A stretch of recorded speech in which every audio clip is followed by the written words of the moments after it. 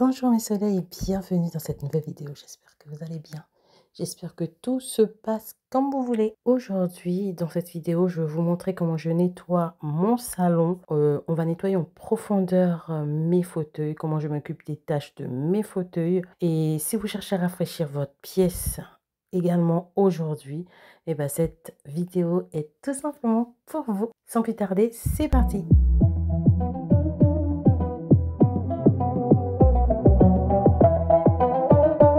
La première étape, c'est de débarrasser mon sol. Je ramasse tout ce qui traîne par terre. Les jouets de bébé, les chaussures qui peuvent traîner, les chaussettes qui peuvent traîner. J'enlève tout ça illico presto. Ensuite, la seconde étape, c'est tout simplement, j'enlève les housses en fait. Donc là, j'ai enlevé la housse du fauteuil de princesse parce qu'il avait des taches, il fallait que je lave. J'ai enlevé tous mes plaids parce qu'ils nécessitaient aussi un bon lavage. Comme ça, on aura des plaids nickel. Et une fois que tout ça est fait, on va avoir, en fait, on a juste optimisé notre surface de travail. Voilà, on aura une surface de travail beaucoup plus propre, beaucoup plus dégagée, qui va nous permettre un nettoyage beaucoup plus facile. Donc là, j'ai lancé une machine pour les plaids. Je redescends pour aller continuer mon ménage du salon. Il y avait des petits jouets aussi qui traînaient sur la table. J'ai rangé tout ça et on va s'occuper des fauteuils.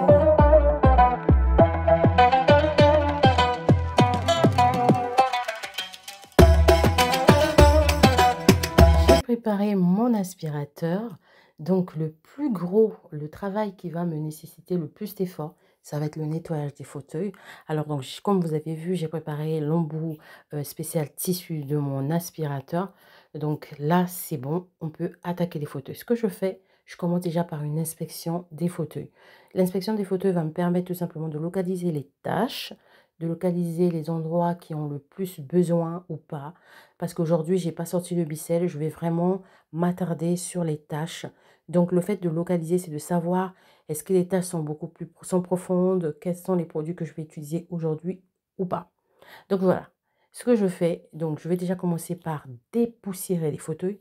Dans le dépoussiérage de fauteuils, ça inclut également le tapotage des fauteuils pour remettre en forme les assises et les dossiers de mon canapé, de mes fauteuils. C'est ce que je fais. Une fois que c'est fait, je nettoie. Donc, j'enlève en fait à chaque fois les coussins pour nettoyer l'intérieur des fauteuils. Parce que là aussi, il peut s'accumuler des objets, il peut s'accumuler plein de poussière et tout ça dans les recoins et tout. Donc, c'est ce que je fais. Et j'ai eu un butin, il y avait de quoi faire en fait. Il y avait des piles, des stylos et tout ça. Donc ça, c'est fait. J'ai enlevé tout le gros tas et j'ai aspiré partout, partout. J'ai vraiment éliminé le plus possible la poussière.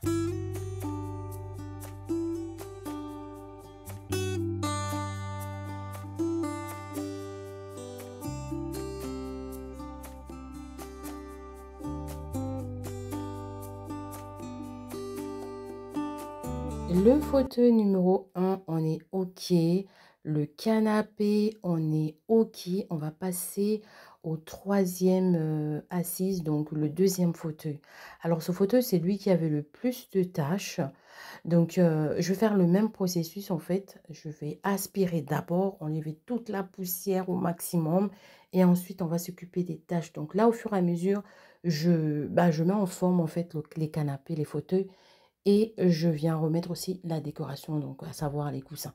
Comme vous avez vu au début, j'ai enlevé déjà tous les plaids pour les laver. Parce que c'est la rentrée, c'est la période de la rentrée. Donc, on va faire un petit reset sur tout ça également. Donc, on va inspecter du coup les tâches. Donc, j'ai localisé mes tâches. Ensuite, je vais utiliser ce produit-là. C'est un produit de la marque The Pink Stuff. Alors, comment vous dire que c'est un coup de cœur, les filles. Vous allez voir sur la vidéo, franchement, je vais vous montrer comment ce produit dissout la tâche. Si vous tombez sur cette pépite-là, n'hésitez pas à le prendre parce que moi, ça a été vraiment, vraiment un coup de cœur. Alors, ce que je fais, parce que là, je n'ai pas de tâches super légères. Donc, quand j'ai des tâches légères et tout, et que je n'utilise pas mon bicelle, ce que je fais, je commence déjà je prends juste un petit, de l'eau en fait, de l'eau tiède et un savon doux ou alors de l'eau tiède et un assouplissant. C'est comme vous voyez, de l'eau tiède ou avec un peu de vinaigre blanc, je nettoie juste avec ça, en fait. J'applique, sur un chiffon propre et je viens tapoter tout doucement pour ne pas abîmer mon tissu, sur les taches. Maintenant, quand j'ai des taches tenaces et que je n'utilise pas le Bicel, ce que je fais, c'est que j'utilise ce produit-là. J'utilisais avant le Ariel que j'aimais beaucoup aussi, que j'aime beaucoup d'ailleurs, mais celui-là, il est vraiment adapté pour tout ce qui est tissu et pour tout ce qui est, tapis, moquette et tout ça. Et surtout pour les moquettes et tout ça, et il peut être utilisé avec le Bicel également. Vous allez voir même sur, le flacon en fait, il y a le dessin du de la champineuse en fait. Alors, donc aujourd'hui par exemple, vous allez voir, je vais l'utiliser comment je vais l'utiliser? Je spray, je le laisse poser. Pendant ce temps, j'ai fait ma table basse. Je reviens avec un petit de l'eau en fait, avec de l'eau tiède. J'ai mis un tout petit peu de vinaigre blanc, un tout petit peu, et je viens frotter. Mais quand en fait j'arrivais devant la tâche, pour la plupart tâches, en fait, le produit avait déjà dissous la tâche et ça, c'est juste top. Il est vraiment très, très, très bien pour tout ce qui est, tâches recalcitrantes. Et je le laisse vraiment agir quelques minutes. Si vous préférez utiliser le Bicel, vous passez votre Bicel juste après. Il faut attendre au moins 3 à 5 minutes, le temps que ça agisse, et vous venez passer votre Bicel. Moi, je n'ai pas emmené le Bicel. Aujourd'hui, je ne l'ai pas sorti. J'ai juste utilisé, comme je vous ai dit, un chiffon microfibre avec de l'eau tiède. Je viens donc frotter en mouvement circulaire pour ne pas abîmer mon tissu. Donc, je vous assure qu'il avait fait son boulot comme d'habitude. Il est nickel. Il agit super bien. Il détache super bien. Donc, une fois que mes tâches sont traitées, je passe un chiffon humide pour enlever tout résidu du produit bien, bien, bien, bien, bien. Et ensuite, j'utilise un chiffon sec pour absorber l'excès d'humidité. Vous pouvez utiliser soit, cette technique-là ou soit vous pouvez mettre du bicarbonate qui va permettre aussi d'accélérer en fait, le processus de l'humidité en fait, d'assèchement en fait. Et ensuite vous allez venir aspirer. Donc moi, j'ai juste, rincé plusieurs fois et ensuite j'ai passé un chiffon, microfibre, sec pour absorber l'humidité et je laisse les fauteuils sécher à l'air libre tranquillement. Là, j'ai terminé avec les fauteuils. Quel soulagement! Ah là là, la joie, la joie. Oh là là, c'est trop bien. Ensuite, je vais m'occuper du dépoussiérage. Je vais dépoussiérer le meuble télé, mes étagères de décoration, tout ça très vite fait. Ça va être fait très rapidement parce que vous savez, avec le suffeur, ça va vraiment très vite. Ça traîne pas trop. Franchement, le suffeur, il est trop bien. En plus, ça cale bien les résidus. Vous n'avez pas les particules qui s'envolent n'importe comment et tout. Bref, donc je fais tout ça.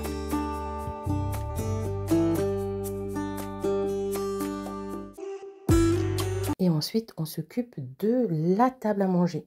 Donc la table à manger, je vais enlever la décoration qui s'y trouve. Ensuite, je vais passer un premier coup sur la table avec la nappe. Je vais enlever la nappe et je vais nettoyer la table en elle-même. Donc une fois que c'est fait, je remets la nappe. J'attends un peu quelques 1 à 2 minutes le temps que ça sèche et je vais ramener la décoration sur la table.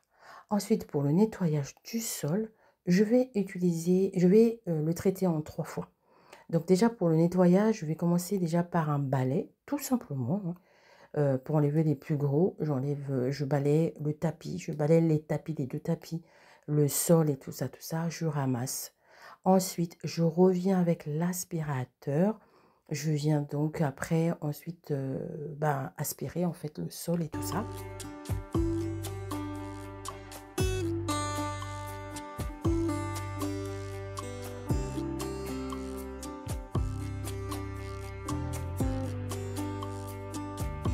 J'aspire soigneusement le tapis en insistant sur les zones, à fort passage et tout ça.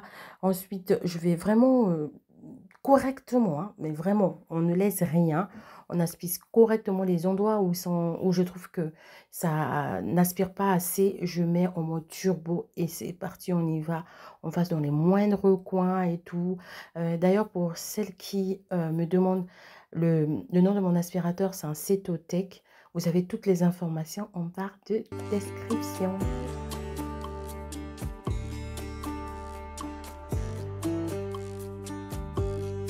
C'est la rentrée et c'est le retour donc de la minute blablatage. Je sais que parmi vous, il y en avait qui m'avaient demandé sur Instagram de la remettre en place. Ben voilà, on va commencer tout doucement à la remettre en place.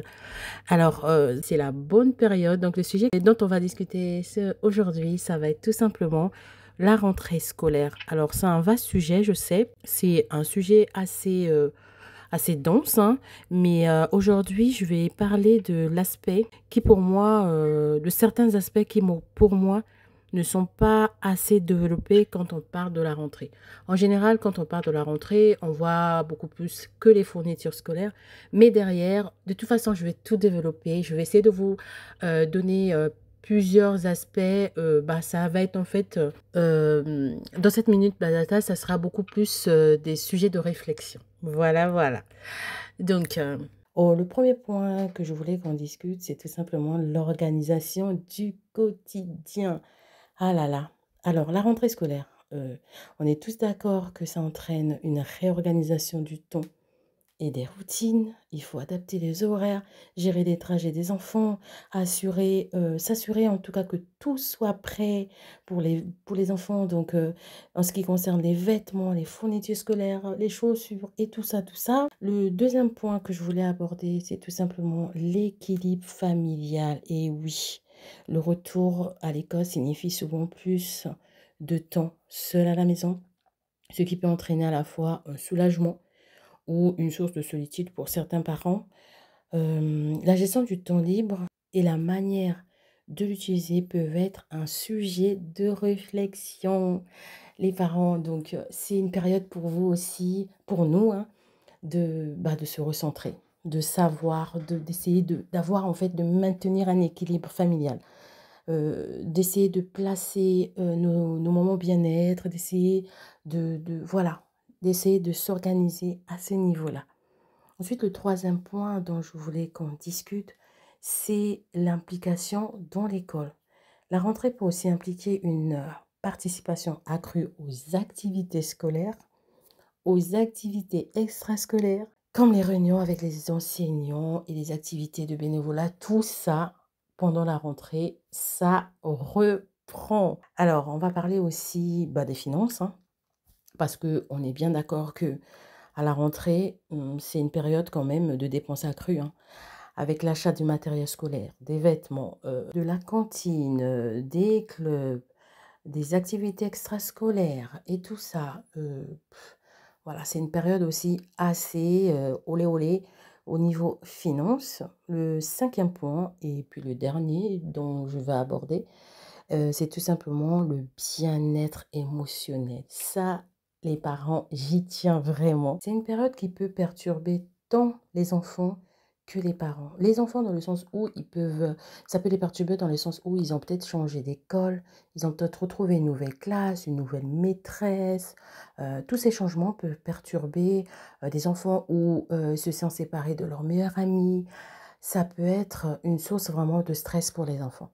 Mais les parents aussi, ils ont leur part de stress. Évidemment, quand notre enfant n'est pas bien, on a tendance aussi à être pas bien et tout ça, tout ça. Tout ceci pour vous dire que cette période est une période assez mouvementée pour nous tous. Et ces différents aspects montrent que la rentrée scolaire peut être un moment de changement et d'ajustement considérable pour une famille, pour une maman, pour un papa et tout ça. Donc, je vais pas m'étaler plus que ça. C'était donc la minute blablatage. Si vous avez des choses à dire sur ce sujet, n'hésitez pas à me le dire en commentaire.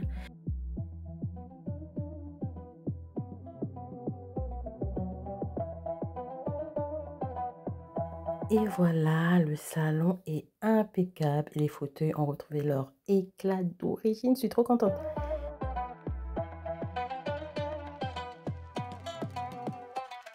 J'espère que ces astuces vous ont été utiles, que cette vidéo vous a plu. Si vous avez aimé cette vidéo, n'oubliez pas de la liker, n'oubliez pas de vous abonner et n'hésitez pas de partager vos propres astuces de nettoyage dans les commentaires. À bientôt pour une nouvelle session de nettoyage ensemble et je vous dis à très bientôt encore et surtout, surtout, surtout, prenez bien soin de vous. À bientôt.